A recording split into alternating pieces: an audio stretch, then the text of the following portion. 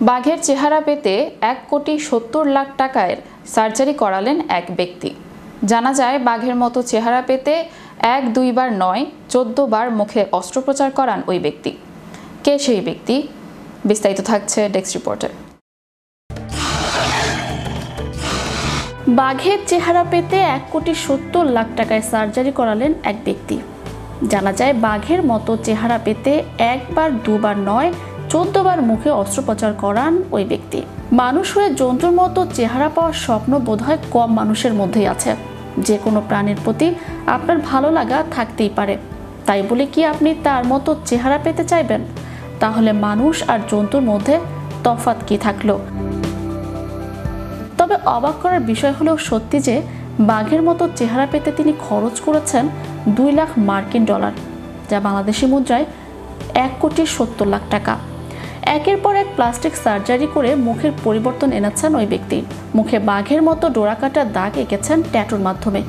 এছাড়াও দাঁতগুলো সূচালো করেছেন। ঠোঁট কেটেও বিকৃত করে বাঘের মতো দেখানোর চেষ্টা করেছেন তিনি। বলছি ডেনিস অ্যাভনারের কথা। তিনি স্টালকিং ক্যাট নামেও পরিচিত। তার জন্ম হয় 1954 সালে 2 আগস্ট।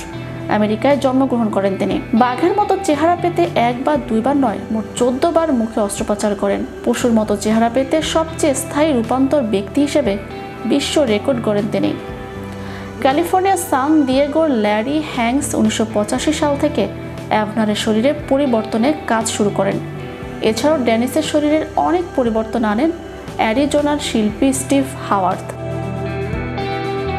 ডেনিস তার মুখ ও শরীরে বাঘের মতো ডোরাকাটা ট্যাটু করেন। এরপর সার্জারির মাধ্যমে মুখের ইমপ্লান্টে ভ্রু, কপাল ও তার নাকের আকৃতি পরিবর্তন করেন। এরপর তিনি সেপ্টাম স্থানান্তরের মাধ্যমে নাক চ্যাপ্টা করার সিদ্ধান্ত নেন।